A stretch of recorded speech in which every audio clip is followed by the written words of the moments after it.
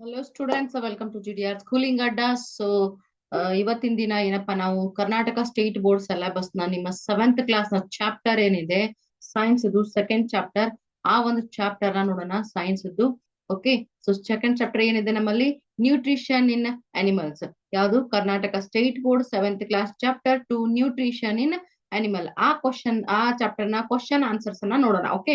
So chapter already ನಾನು video ಮಾಡಿ upload ಮಾಡಿದೀನಿ, ನೀವೆಲ್ಲರೂ ಸ್ಟಡಿ ಮಾಡಿದೀರಿ ಅಂತ ಅನ್ಕೋತಾ ಇದ್ದೀನಿ. ಓಕೆ. ಸೊ ನಿಮ್ಮ SA1 ಎಕ್ಸಾಮ್ಗೆ ಇದು ಹೆಲ್ಪ್ಫುಲ್ ಆಗಿರುತ್ತೆ. ಸೊ SA1 ಎಕ್ಸಾಮ್ ಬರೋಕ್ಕಿಂತ ಮುಂಚೆ ಆಲ್ಮೋಸ್ಟ್ ನಿಮ್ಮ ಪಾರ್ಟ್ 1 ಎಲ್ಲ ಒಂದು ಟಾಪಿಕ್ಸ್ ಗಳನ್ನ ಅಪ್ಲೋಡ್ ಮಾಡ್ತೀನಿ. ಓಕೆ. ಸೊ ಇದು ಬಂದು second chapter question answer. Okay. ಸೊ ಒಂದು ಚಾಪ್ಟರ್ ಕ್ವಶನ್ ಆನ್ಸರ್ಸ್ ನೋಡೋಣ. ಸೊ ಮೊದಲನೇ ಕ್ವಶನ್ ಬಂದು ಫಿಲ್ ಇನ್ ದ ಬ್ಲಾಂಕ್ಸ್ ಇದೆ. ಸೊ ಏನ್ ಹೇಳ್ತಾ ಇದಾರೆ ಇಲ್ಲಿ ಫಿಲ್ ಇನ್ ದ ಬ್ಲಾಂಕ್ಸ್ ಅಲ್ಲಿ? The main steps of nutrition in humans R. Nutrition ನ ಮೇನ್ ಸ್ಟೆಪ್ ಗಳೇನಿರ್ತವೆ, ನ್ಯೂಟ್ರಿಷನ್ ಹೆಂಗೆ ನಮ್ಮ ಬಾಡಿಯಲ್ಲಿ ಸಪ್ಲೈ ಆಗುತ್ತೆ. So as we are studied in our video, lesson video, so ಅದ್ರಲ್ಲಿ ಏನಿತ್ತು, ನ್ಯೂಟ್ರಿಷನ್ ಏನೇನ್ ಇನ್ಕ್ಲೂಡ್ ಆಗುತ್ತೆ, ನಾವು ಊಟ ಮಾಡೋದ್ರಿಂದ ಹಿಡ್ಕೊಂಡು ವೇಸ್ಟೇಜ್ ಹೊರಗಡೆ ಹೋಗೋದ್ರವರೆಗೂ ಎಲ್ಲ ಸೇರಿಸಿ ನ್ಯೂಟ್ರಿಷನ್ ಅಂತ ಹೇಳ್ತೀವಿ. So that's why main steps of nutrition in humans are ಯಾವ್ಯಾವ ಕನ್ಸಿಡರ್ ಆಗುತ್ತೆ? Ingestion, digestion, absorption, assimilation and egestion. ಇವೆಲ್ಲವೂ ಕೂಡ ಏನಪ್ಪಾ ಅಂತಂತಂದ್ರೆ ಏನು ನ್ಯೂಟ್ರಿಷನ್ ನ ಮೇನ್ ಸ್ಟೆಪ್ಸ್ ಆಗುತ್ತೆ. Okay. So second one, the largest gland in the human body ಅಂದ್ರೆ liver is the largest gland in human body. Okay. So third point, the stomach releases hydrochloric acid and digestive juices which act on food. ಯಾವ juices? Digestive food. Okay. So digestive juices. Fourth one ಬಂದು, the inner wall of the small intestine has many fingers like out growths. ಅವುಗಳಿಗೆ ಏನಂತ ಕರೀತಾರೆ? ವಿಲಿ ಅಂತ ಕರೀತಾರೆ. Singular ಆಗಿದ್ರೆ ವಿಲಸ್ ಅಂತ ಹೇಳಿ ಕರೀತಾರೆ. Okay. So out grow, finger like out growths ಏನಂತ ಹೇಳ್ತಾರೆ? ವಿಲ್ಲಿ. These willies are connected with the blood vessels and supply the absorbed nutrition to the body. Okay. So ಇವು ಏನಂತ ಕರೀತಾರೆ? ಆ ಫಿಂಗರ್ ಲೈಕ್ ಔಟ್ ಗ್ರೋತ್ ಅನ್ನ ವಿಲ್ಲಿ ಅಂತ ಕರೀತಾರೆ. ಅದು ಸಿಂಗ್ಯುಲರ್ ಆಗಿದ್ರೆ ವಿಲಸ್ ಅಂತ ಹೇಳಿ ಕರೀತಾರೆ. ಓಕೆ. ಸೊ ಲಾಸ್ಟ್ ಪಾಯಿಂಟ್ ಬಂದು, amoeba digest its food in the food vacuole. ಎಲ್ಲಿ ಡೈಜೆಸ್ಟ್ ಮಾಡುತ್ತೆ? ಫುಡ್ ವೋಕಲ್ ಅಲ್ಲಿ ಅದು ಡೈಜೆಸ್ಟ್ ಮಾಡುತ್ತೆ. Okay. So let's come to the second point. ಇಲ್ಲಿ ಟ್ರೂ ಆರ್ ಫಾಲ್ಸ್ ಹೇಳ್ಬೇಕು ಸೆಕೆಂಡ್ ಕ್ವಶನ್ ಅಲ್ಲಿ. So digestion of starch starts in the stomach. Starch ನ digestion ಎಲ್ಲಿ ಸ್ಟಾರ್ಟ್ ಆಗುತ್ತೆ ಅಂತ ಹೇಳ್ತಿದ್ದಾರೆ? ಸ್ಟಮಕ್ ಅಲ್ಲಿ. So this statement is false. ಯಾಕೆ ಫಾಲ್ಸ್? ಸ್ಟಾರ್ಚ್ ನ ಡೈಜೆಷನ್ ಎಲ್ಲಿ ಸ್ಟಾರ್ಟ್ ಆಗುತ್ತೆ? Buccal cavity. ಬಾಯಲ್ಲಿ ನಾವು ಊಟ ಹಾಕಿದ ತಕ್ಷಣ ಯಾವಾಗ ಜಗಿತೀವೋ ಆವಾಗ ಸ್ಟಾರ್ಚ್ ಡಿವೈಡ್ ಆಗುತ್ತೆ, ಶುಗರ್ ಗ್ಲೂಕೋಸ್ ಆಗಿ ಕನ್ವರ್ಟ್ ಆಗಿ ಬಾಡಿ ಒಳಗಡೆ ಅಬ್ಸಾರ್ಬ್ ಆಗುತ್ತೆ. ರೈಟ್. ಸೊ ಸ್ಟಾರ್ಚ್ ನ ಡೈಜೆಷನ್ ಎಲ್ಲಿ ಸ್ಟಾರ್ಟ್ ಆಗುತ್ತಪ್ಪ? ಬಕಲ್ ಕ್ಯಾವಿಟಿಯಲ್ಲಿ. ಸೊ ಸ್ಟಮಕ್ ಅಂತ ಕೊಟ್ರೆ ಅದು ಆನ್ಸರ್ ತಪ್ಪಾಗುತ್ತೆ. So that's why first question answer is false. Okay. So second one ನೋಡೋಣ. The tongue helps in mixing food with saliva. ಸಲೈವಾದಲ್ಲಿ ಫುಡ್ ಅನ್ನ ಮಿಕ್ಸ್ ಮಾಡ್ಲಿಕ್ಕೆ ಟಂಗ್ ಹೆಲ್ಪ್ ಮಾಡುತ್ತೆ ಅಂದ್ರೆ ಡೆಫಿನೆಟ್ಲಿ ಎಸ್, ಟ್ರೂ ಸ್ಟೇಟ್ಮೆಂಟ್ ಇದೆ. ಯಾಕಂದ್ರೆ ಟಂಗ್ ವಿತ್ ಟೇಸ್ಟ್ ಬಡ್ಸ್ ಜೊತೆಗೆ food ಅನ್ನ ಮಿಕ್ಸ್ ಮಾಡ್ಲಿಕ್ಕೂ ಕೂಡ ಟಂಗ್ ಹೆಲ್ಪ್ ಮಾಡುತ್ತೆ. ಓಕೆ. ಥರ್ಡ್ ಪಾಯಿಂಟ್ ಬಂದು, the gall bladder temporarily stores bile. ಏನಂತ ಹೇಳ್ತಾರೆ?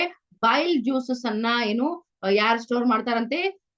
ಗಾಲ್ ಬ್ಲಾಡರ್ ಟೆಂಪರರಿಲಿ ಸ್ಟೋರ್ ಮಾಡತ್ತಂತ ಹೇಳ್ತಾ ಇದಾರೆ. ಎಸ್, ಡೆಫಿನೆಟ್ಲಿ ಗಾಲ್ ಬ್ಲಾಡರ್ ಅಲ್ಲಿ ಟೆಂಪರರಿಲಿ ಆಗಿ ಬೈಲ್ ಜ್ಯೂಸಸ್ ಸ್ಟೋರ್ ಆಗಿರುತ್ತೆ. ಸೊ ಈ ಸ್ಟೇಟ್ಮೆಂಟ್ ಕೂಡ ಟ್ರೂ ಆಗಿದೆ. ಗಾಲ್ ಬ್ಲಾಡರ್ ಬೈಲ್ ಜ್ಯೂಸಸ್ ಅನ್ನ ಸ್ಟೋರ್ ಮಾಡಿ ಎಲ್ಲಿ ಸಿಚುವೇಟ್ ಆಗಿದೆ? ಗಾಲ್ ಬ್ಲಾಡರ್ ಲಿವರ್ ಹತ್ರ ಸಿಚುವೇಟ್ ಆಗಿದೆ. ಮತ್ತೆ ಲಿವರ್ ಇಂದ ಬಿಡುಗಡೆ ಆಗುವಂತ ಬೈಲ್ ಜ್ಯೂಸಸ್ ಅನ್ನ ಗಾಲ್ ಬ್ಲಾಡರ್ ಟೆಂಪರರಿ ಆಗಿ ಸ್ಟೋರ್ ಮಾಡುತ್ತೆ. Okay. So next last point ಬಂದು, ಡಿ ಪಾಯಿಂಟ್ ಬಂದು, the ruminants bring back swallowed grass is there in their mouth and chew it for some time.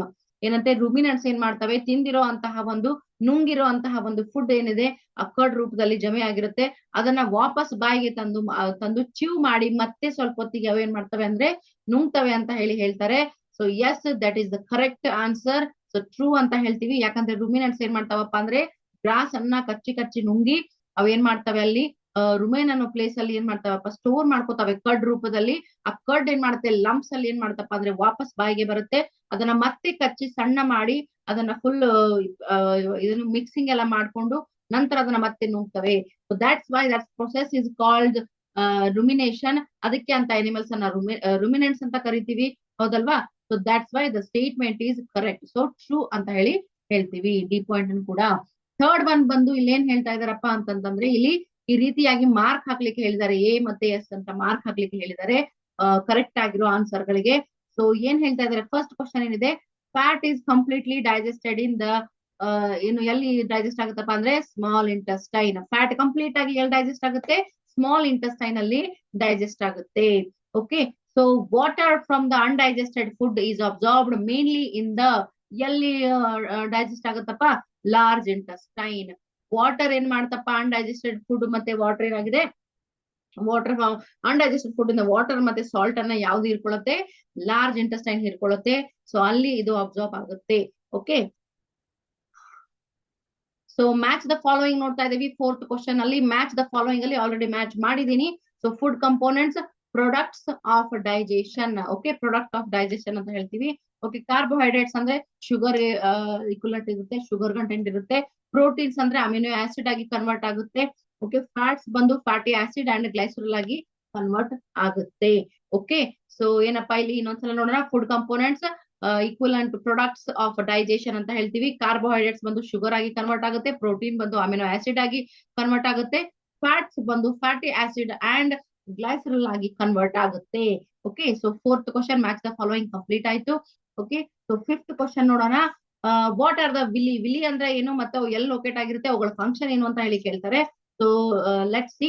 ವಿಲಿ are a tiny finger like a projection originating from the walls of the small intestine. Small intestine ಅಲ್ಲಿ finger ತರ ಹೊರಗಡೆ ಬಂದಿರುತ್ತೆ, fingers like ಬಂದಿರುತ್ತೆ. ಅದು so ಅದನ್ನ ಏನಂತ ಹೇಳ್ತೀವಿ, ವಿಲಿ ಅಂತ ಹೇಳ್ತೀವಿ.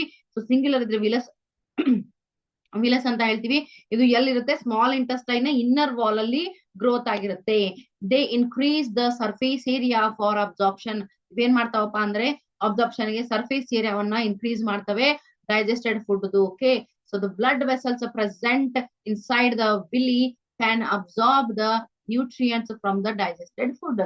ಸೊ ಈ ವಿಲಸ್ ಅಲ್ಲಿ ಏನು ಕನೆಕ್ಟ್ ಆಗಿರ್ತಾವೋ ಬ್ಲಡ್ ವೆಸಲ್ಸ್, ಅವೇನ್ ಮಾಡ್ತಾವಪ್ಪ ಅಂತಂತಂದ್ರೆ ಇಲ್ಲಿ ಅಬ್ಸಾರ್ವ್ ಆಗಿರುವಂತ ಫುಡ್ ಅನ್ನ, ನ್ಯೂಟ್ರಿಯೆಂಟ್ಸ್ ಅನ್ನ ಏನ್ ಮಾಡ್ತವೆ, ಹೀರ್ಕೊಂಡು ಬಾಡಿಯಲ್ಲಿ ಬೇರೆ ಬೇರೆ ಪಾರ್ಟ್ಸ್ ಗಳಲ್ಲಿ ಸಪ್ಲೈ ಮಾಡ್ತವೆ, ಡೈಜೆಸ್ಟ್ ಮಾಡ್ಲಿಕ್ಕೆ ಹೆಲ್ಪ್ ಮಾಡ್ತವೆ. ಓಕೆ, ಸೊ ಎಲ್ಲ ಡೈಜೆಸ್ಟ್ ಮಾಡಿರೋ ಫುಡ್ ನ ನ್ಯೂಟ್ರಿಯೆಂಟ್ಸ್ ಅನ್ನ ಏನ್ ಮಾಡ್ತಾವಪ್ಪ, ಬಾಡಿಗಳಿಗೆ ಸಪ್ಲೈ, ಎಲ್ಲಿ ಪ್ರೋಟೀನ್ ಬೇಕೋ ಅಲ್ಲಿ ಪ್ರೋಟೀನ್, ಎಲ್ಲಿ ಫ್ಯಾಟ್ ಬೇಕೋ ಅಲ್ಲಿ ಫ್ಯಾಟ್, ಈ ರೀತಿಯಲ್ಲಿ ಬ್ಲಡ್ ವೆಸಲ್ಸ್ ಏನ್ ಮಾಡ್ತವೆ, ಸಪ್ಲೈ ಮಾಡ್ತವೆ. ಸೊ ವಿಲಿ ಏನು, ಎಲ್ಲಿರುತ್ತೆ, ಏನು ಫಂಕ್ಷನ್ ಏನು ಅಂತ ಹೇಳಿ ಗೊತ್ತಾಯ್ತಲ್ವಾ.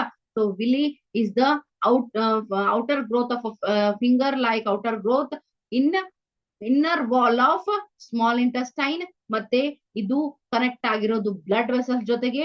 ಇದರ ಮೂಲಕ ಏನಪ್ಪಾ ಅಂತಂದ್ರೆ ಅಬ್ಸಾರ್ಬ್ ಆಗಿರುವಂತಹ ನ್ಯೂಟ್ರಿಯೆಂಟ್ಸ್ ಏನಾಗುತ್ತೆ, ಫುಲ್ ಬಾಡಿಯಲ್ಲಿ ಬ್ಲಡ್ ವೆಸಲ್ಸ್ ಮೂಲಕ ಸಪ್ಲೈ ಆಗುತ್ತೆ. ಓಕೆ, ಸೊ ನೆಕ್ಸ್ಟ್ ಕ್ವಶನ್ ನೋಡೋಣ. ನಿಮ್ದು ಸಿಕ್ಸ್ತ್ ಕ್ವಶನ್ ಬಂದು where is the bile produced. ಇವಾಗ ನಾವು ಫಿಲ್ ಇನ್ ದ ಬ್ಲಾಂಕ್ಸ್ ಅಲ್ಲಿ ನೋಡಿದ್ವಿ, ಏನು sorry fill in the blanks ಅಲ್ಲ, ಟ್ರೂ ಆರ್ ಫಾಲ್ಸ್ ಅಲ್ಲಿ ನೋಡಿದ್ವಿ ಬೈಲ್ ಜ್ಯೂಸಸ್ ಎಲ್ಲಿ ಸ್ಟೋರ್ ಆಗುತ್ತೆ ಅಂತ ಹೇಳಿ. Okay, so where is the bile produced, which component of the food does it help to digest. Okay, so liver ಅಲ್ಲಿ ಏನಾಗುತ್ತಪ್ಪ ಅಂತಂದ್ರೆ ಬೈಲ್ juice produce ಆಗುತ್ತೆ. ಲಿವರ್ ಅಲ್ಲಿ ಪ್ರೊಡ್ಯೂಸ್ ಆಗಿ ಗಾಲ್ ಬ್ಲಾಡರ್ ಅಲ್ಲಿ ಇದೇನಾಗುತ್ತಪ್ಪ ಅಂದ್ರೆ ಸ್ಟೋರ್ ಆಗುತ್ತೆ, ಟೆಂಪರರಿ ಆಗಿ ಗಾಲ್ ಬ್ಲಾಡರ್ ಅಲ್ಲಿ ಸ್ಟೋರ್ ಆಗುತ್ತೆ. So bile plays important role in the digestion of fats.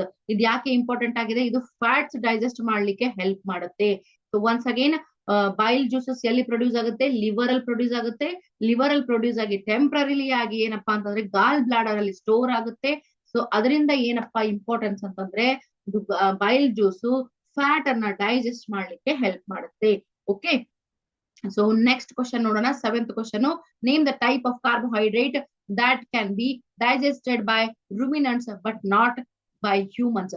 Give the reason also ಅಂತ ಹೇಳಿ ಹೇಳ್ತಾ ಇದ್ದಾರೆ. ಸೊ ಏನಪ್ಪಾ, ರೂಮಿನೆಂಟ್ಸ್ ಮಾತ್ರ ಡೈಜೆಸ್ಟ್ ಮಾಡುವಂತ ಕಾರ್ಬೋಹೈಡ್ರೇಟ್ ಯಾವುದು, ಮತ್ತೆ ಅದನ್ನ ಹ್ಯೂಮನ್ಸ್ ಇಂದ ಯಾಕೆ ಡೈಜೆಸ್ಟ್ ಮಾಡಕ್ಕಾಗಲ್ಲ, ರೀಸನ್ ಕೊಡಿ ಅಂತ ಕೇಳ್ತಾ ಇದ್ದಾರೆ. ಸೊ ಆ ರೀತಿ ಕಾರ್ಬೋಹೈಡ್ರೇಟ್ ಯಾವ್ದಪ್ಪ ಅಂದ್ರೆ ಸೆಲ್ಯುಲಸ್. ಯಾವುದು, ಸೆಲ್ಯುಲಸ್. ಗ್ರಾಸ್ ಅಲ್ಲಿ ಇರುವಂತಹ ಸೆಲ್ಯುಲಸ್. ಓಕೆ, ಗ್ರಾಸ್ ಮತ್ತೆ ಬೇರೆ ಪ್ಲಾಂಟ್ ಗಳಲ್ಲಿ ಇರುವಂತಹ ಸೆಲ್ಯುಲಸ್ ಅಂತ ಹೇಳ್ತೀವಿ. Cellulose is a type of a carbohydrate that can be digested by ruminants and not by humans. ಏನು ಸೆಲ್ಯುಲಸ್ ಆ ಕಾರ್ಬೋಹೈಡ್ರೇಟ್ ನ ಟೈಪ್ ಆಗಿದೆ. ಅದು ಏನಪ್ಪಾ ಅಂತಂದ್ರೆ ಓನ್ಲಿ ರೂಮಿನೆಂಟ್ ಅಲ್ಲಿ ಡೈಜೆಸ್ಟ್ ಆಗುತ್ತೆ, ಹ್ಯೂಮನ್ಸ್ ಅಲ್ಲಿ ಡೈಜೆಸ್ಟ್ ಆಗೋದಿಲ್ಲ. Okay, so ruminants have a large sac like structure between small and large intestine where the food containing cellulose is digested by the action of a certain bacteria. ಏನ್ ಹೇಳ್ತಾ ಇದಾರೆ ಇಲ್ಲಿ, ಏನು ಅಲ್ಲಿ ಒಂದು ಲಾರ್ಜ್ ಸ್ಯಾಕ್ ತರ ಇದೆ ರೂಮಿನೆಂಟ್ಸ್ ಅಲ್ಲಿ. ಎಲ್ಲಿಯಪ್ಪ ಅಂತಂತಂದ್ರೆ ಸ್ಮಾಲ್ ಮತ್ತೆ ಲಾರ್ಜ್ ಇಂಟೆಸ್ಟೈನ್ ಮಧ್ಯದಲ್ಲಿ, ಅಲ್ಲಿ ಏನಾಗುತ್ತೆ ಈ ಸೆಲ್ಯುಲಸ್ ಡೈಜೆಸ್ಟ್ ಆಗುತ್ತೆ ಸಮ್ ಡಿಫ್ರೆಂಟ್ ಬ್ಯಾಕ್ಟೀರಿಯಾದೊಂದಿಗೆ. ಆ ಬ್ಯಾಕ್ಟೀರಿಯಾಸ್ ಹ್ಯೂಮನ್ ಬಾಡಿನಲ್ಲಿ ಇರೋದಿಲ್ಲ. So that's why human body can not digest cellulose. Okay, so only ruminants have such kind of bacteria which can digest cellulose. Okay, so human ಬಾಡಿಯಲ್ಲಿ ಆ ರೀತಿಯ digestive bacterias ಇಲ್ಲ, certain bacterias human ಬಾಡಿಲಿ ಇರೋದಿಲ್ಲ. So ಅದಕ್ಕೋಸ್ಕರ ಆ cellulose ನ human body digest ಮಾಡೋದಿಕ್ಕೆ ಸಾಧ್ಯ ಆಗುವುದಿಲ್ಲ. ಸೊ ದಾಟ್ಸ್ ವೈ ಇಲ್ಲೇನ್ ಹೇಳ್ತಾರಪ್ಪ ಅಂತಂತಂದ್ರೆ, okay, on the other hand, humans cannot digest cellulose as the cellulose digesting enzymes are absent in them. Okay, so such kind of bacteria enzymes ಅಂತ ಹೇಳ್ತೀವಿ, ಅವು ನಮ್ಮ ಬಾಡಿಯಲ್ಲಿ ಇರೋದಿಲ್ಲ. ಸೊ ದಟ್ಸ್ ವೈ ಸೆಲ್ಯುಲಸ್ ನಮ್ಮಲ್ಲಿ digest ಆಗುದಿಲ್ಲ. ಯಾಕಂದ್ರೆ ಇದು ಒಂದು ರಿಚ್ ಕಂಟೆಂಟ್ ಆಫ್ ಸ್ಟಾರ್ಚ್ ನ ಹೊಂದಿದೆ, ಲಿಮಿಟ್ ಗಿಂತ ಹೆಚ್ಚಿನ ಒಂದು ಸ್ಟಾರ್ಚ್ ನ ಹೊಂದಿರುತ್ತೆ. ಆ ರೇಂಜ್ ನ ಸ್ಟಾರ್ಚ್ ನ ಡೈಜೆಸ್ಟ್ ಮಾಡ್ಲಿಕ್ಕೆ ಹೆವಿ ಬ್ಯಾಕ್ಟೀರಿಯಾಸ್ ಬೇಕು, ಅದು ಹ್ಯೂಮನ್ ಬಾಡಿನಲ್ಲಿ ಇರುವುದಿಲ್ಲ. ಓಕೆ, ಸೊ ಇನ್ ಕೇಸ್ ನಾವು ಫೋರ್ಸ್ಫುಲಿ ಅದನ್ನ ಏನಾದ್ರು ತಿಂದ್ಬಿಟ್ರೆ ನಮಗೆ ವಾಮಿಟ್ ಆಗುತ್ತೆ, ಅದು ಡೈಜೆಸ್ಟ್ ಆಗುದಿಲ್ಲ. ಫಾರ್ ಎಕ್ಸಾಂಪಲ್, ಕ್ಯಾಟ್ಸ್ ಅನ್ನ ನೀವು ನೋಡಿರ್ಬಹುದು. ಕ್ಯಾಟ್ಸ್ ಯಾವಾಗ್ಲಾದ್ರೂ ಗ್ರಾಸ್ ತಿಂದ್ಬಿಟ್ರೆ ಅವು ವಾಮಿಟ್ ಮಾಡ್ಕೊಳ್ಳುತ್ತೆ. ಅವು ಸ್ಟಮಕ್ ಅನ್ನ ಕ್ಲೀನ್ ಮಾಡ್ಕೊಳ್ಳೋದಿಕ್ಕೆ ಆ ರೀತಿ ಗ್ರಾಸ್ ತಿಂದು, ಗ್ರಾಸ್ ಡೈಜೆಸ್ಟ್ ಆಗಲ್ಲ, ಯಾಕಂದ್ರೆ ಸೆಲ್ಯುಲಸ್ ಕಂಟೆಂಟ್ ರಿಚ್ ಆಗಿರುತ್ತೆ, ಅದರಲ್ಲಿ ಕಾರ್ಬೋಹೈಡ್ರೇಟ್ ತುಂಬಾ ರಿಚ್ ಆಗಿರುತ್ತೆ. ಸೊ ಅದು ಡೈಜೆಸ್ಟ್ ಆಗುದಿಲ್ಲ, ಅದು ಸಡನ್ ಆಗಿ ಹೊರಗಡೆ ಬರುತ್ತೆ, ವಾಮಿಟ್ ಆಗುತ್ತೆ. ಓಕೆ, ಸೊ ನೆಕ್ಸ್ಟ್ ಕ್ವಶನ್ ಅನ್ನ ನೋಡೋಣ. ಇಲ್ಲಿ 8th ಕ್ವಶನ್ ಇದೆ, why do we get instant energy from glucose? Glucose ಇಂದ ನಾವು ಇನ್ಸ್ಟಂಟ್ ಎನರ್ಜಿ ಯಾಕೆ ಪಡ್ಕೋತೀವಿ ಅಂತ ಹೇಳಿ ಕೇಳ್ತಾರೆ. So glucose is a simpler sugar. Glucose ಅಂದ್ರೆ ಏನು? ಸಿಂಪಲ್ ಶುಗರ್ ಆಗಿದೆ. ಕಾರ್ಬೋಹೈಡ್ರೇಟ್ ನಾವು ತಿಂದ್ರೆ ಏನಾಗುತ್ತಪ್ಪ, ಕಾರ್ಬೋಹೈಡ್ರೇಟ್ ನ ತಿಂದು ಅದು ಡೈಜೆಸ್ಟ್ ಆಗಿ ಗ್ಲೂಕೋಸ್ ಆಗಿ ಕನ್ವರ್ಟ್ ಆಗುತ್ತೆ. ಅದ ನಂತರ ಏನಪ್ಪಾ ಅಂತಂದ್ರೆ ಬಾಡಿಯಲ್ಲಿ ಅಬ್ಸಾರ್ಬ್ ಆಗುತ್ತೆ, ರೈಟ್, ಬ್ಲಡ್ ಅಲ್ಲಿ ಅಬ್ಸಾರ್ಬ್ ಆಗುತ್ತೆ. ಬಟ್ ಗ್ಲೂಕೋಸ್ ಏನಿದೆ, ಡೈರೆಕ್ಟ್ ಆಗಿ ನಾವು ತಿಂದ್ರೆ ಗ್ಲೂಕೋಸ್ ಆಲ್ರೆಡಿ ಒಂದು ಗ್ಲೂಕೋಸ್ ಫಾರ್ಮ್ ಅಲ್ಲೇ ಇರುತ್ತೆ. ಸೊ ಅದು ಬಾಡಿಯಲ್ಲಿ ಬೇಗ ಅಬ್ಸಾರ್ಬ್ ಆಗುತ್ತೆ, ಎನರ್ಜಿಯನ್ನ ಆದಷ್ಟು ಬೇಗ ಜನರೇಟ್ ಮಾಡುತ್ತೆ. ಸೊ ದಾಟ್ಸ್ ವೈ ಗ್ಲೂಕೋಸ್ ಏನಪ್ಪಾ ಅಂತಂದ್ರೆ ಇನ್ಸ್ಟಂಟ್ ಎನರ್ಜಿ ಕೊಡುತ್ತೆ ಅಂತ ಹೇಳಿ ಹೇಳ್ತೀವಿ. So let's see your answer. Glucose is a simple sugar. Carbohydrates, when consumed, have to be digested into glucose. As glucose can be easily absorbed in the blood, it provides energy to the body. Hence, when glucose is directly taken, it does not have to be digested and thus acts as an instant source of energy. Okay, so ಅದು ಮತ್ತೆ digest ಆಗೋಕೆ ಏನು ಅವಶ್ಯಕತೆ ಇರುವುದಿಲ್ಲ. So ಅದಕ್ಕೋಸ್ಕರ glucose ಅನ್ನ ನಾವು direct ಆಗಿ ಇಂಟೇಕ್ ಮಾಡಿದ್ರೆ ಅದೇನಾಗುತ್ತೆ, ಇನ್ಸ್ಟಂಟ್ ಎನರ್ಜಿ ಆಗಿ ನಮ್ಗೆ ವರ್ಕ್ ಮಾಡುತ್ತೆ ಅಂತ ಹೇಳಿ ಹೇಳ್ತಾರೆ. Okay, so let's come to the 9th point. Which part of the digestive canal is involved in ಅಂತ ಹೇಳಿ ಹೇಳ್ತಾರೆ. ನೋಡೋಣ. ಸೊ ಏನೇನಿದೆ ಅಂತ ಹೇಳಿ, ಅಬ್ಸಾರ್ಪ್ಷನ್ ಆಫ್ ಫುಡ್ ಎಲ್ಲಾಗುತ್ತೆ ಸ್ಮಾಲ್ ಇಂಟೆಸ್ಟೈನ್ ಅಲ್ಲಿ. ಎಲ್ಲಾ ಫುಡ್ ನ ಅಬ್ಸಾರ್ಪ್ಷನ್ ಎಲ್ಲಾಗುತ್ತೆ ಸ್ಮಾಲ್ ಇಂಟೆಸ್ಟೈನ್. ಯಾಕಂದ್ರೆ ಸ್ಮಾಲ್ ಇಂಟೆಸ್ಟೈನ್ ಅಲ್ಲಿ ವಿಲ್ಲೀಸ್ ಔಟ್ ಗ್ರೋತ್ಸ್ ಇರುತ್ತೆ, ಫಿಂಗರ್ ಲೈಕ್ ಔಟ್ ಗ್ರೋತ್ ಇರುತ್ತೆ ವಿಲ್ಲಿದು. ಆ ವಿಲ್ಲಿ ಏನ್ ಮಾಡುತ್ತೆ, ಬ್ಲಡ್ ವೆಸಲ್ ಅಲ್ಲಿ ಕನೆಕ್ಟ್ ಇರುತ್ತೆ. ಸೊ ಎಲ್ಲಾ ಫುಡ್ ನ್ಯೂಟ್ರಿಯೆಂಟ್ಸ್ ನ ಅಬ್ಸರ್ವ್ ಮಾಡ್ಕೊಂಡು ಬ್ಲಡ್ ವೆಸಲ್ ಗೆ ಸಪ್ಲೈ ಮಾಡುತ್ತೆ. ಸೊ ಅಬ್ಸರ್ಪ್ಷನ್ ಆಫ್ ಫುಡ್ ಎಲ್ಲಿ, small intestine. Chewing of food ಎಲ್ಲಿ, ಬಕ್ಕಲ್ ಕ್ಯಾವಿಟಿ. ಇಲ್ಲೇ ಚ್ಯೂ ಮಾಡ್ಬೇಕು, ಬೇರೆ ಕಡೆ ಚ್ಯೂ ಮಾಡಕ್ ಆಗಲ್ಲ, right. Chewing of food, buccal cavity. Killing of bacteria ಎಲ್ಲಾಗುತ್ತೆ, ಸ್ಟಮಕ್ ಅಲ್ಲಿ. ಓಕೆ, ಗುಡ್ ಬ್ಯಾಕ್ಟೀರಿಯಾಸ್ ಏನ್ ಮಾಡ್ತಪ್ಪ, ಬ್ಯಾಡ್ ಬ್ಯಾಕ್ಟೀರಿಯಾಸ್ ನ ಅಲ್ಲಿ ಸಾಯಿ ಹೊಡೆಯುತ್ತೆ. ಓಕೆ, ಕಿಲ್ಲಿಂಗ್ ಆಫ್ ಬ್ಯಾಕ್ಟೀರಿಯಾ ಸ್ಟಮಕ್ ಅಲ್ಲಾಗುತ್ತೆ. ಕಂಪ್ಲೀಟ್ ಡೈಜೆಷನ್ ಆಫ್ ಫುಡ್ ಎಲ್ಲಾಗುತ್ತೆ ಸ್ಮಾಲ್ ಇಂಟೆಸ್ಟೈನ್ ಅಲ್ಲಿ. ಕಂಪ್ಲೀಟ್ ಫುಡ್ ನ ಡೈಜೆಷನ್ ಎಲ್ಲಾಗುತ್ತೆ ಸ್ಮಾಲ್ ಇಂಟೆಸ್ಟೈನ್ ಎಲ್ಲಾಗುತ್ತೆ. ಫಾರ್ಮೇಶನ್ ಆಫ್ ಫೀಸಸ್ ಅಂತ ಹೇಳಿ ಹೇಳ್ತಾರೆ. ಸೊ ಫಾರ್ಮೇಶನ್ ಆಫ್ ಫೀಸಸ್ ಅಲ್ಲಿ ಎಲ್ಲಾಗುತ್ತಪ್ಪ ಅಂದ್ರೆ ಲಾರ್ಜ್ ಇಂಟೆಸ್ಟೈನ್. ಅನ್ಡೈಜೆಸ್ಟೆಡ್ ಫುಡ್ ಏನಿರುತ್ತೆ ಸೆಮಿ ಸಾಲಿಡ್ ರೂಪದಲ್ಲಿ, ಅದರಿಂದ ಸಾಲ್ಟ್ ಮತ್ತೆ ವಾಟರ್ ಅನ್ನ ಅಬ್ಸಾರ್ಬ್ ಮಾಡ್ಕೊಂಡು ಅದನ್ನ ಏನ್ ಮಾಡತ್ತಪ್ಪ ಅಂತಂದ್ರೆ ಫೀಸಸ್ ರೂಪದಲ್ಲಿ ಅದೇನ್ ಮಾಡುತ್ತೆ, ಹೊರಗಡೆ ಕಳಿಸುತ್ತೆ. ಅಲ್ಲಿ ಲಾರ್ಜ್ ಇಂಟೆಸ್ಟೈನ್ ಇಂದ ರೆಕ್ಟಮ್ಗೆ, ರೆಕ್ಟಮ್ ಇಂದ ಅನಸ್ ಮೂಲಕ ಏನಪ್ಪಾ ಅಂದ್ರೆ ಎಜಿಷನ್ ಆಗಿ ವೇಸ್ಟ್ ಫುಡ್ ಹೊರಗಡೆ ಹೋಗುತ್ತೆ.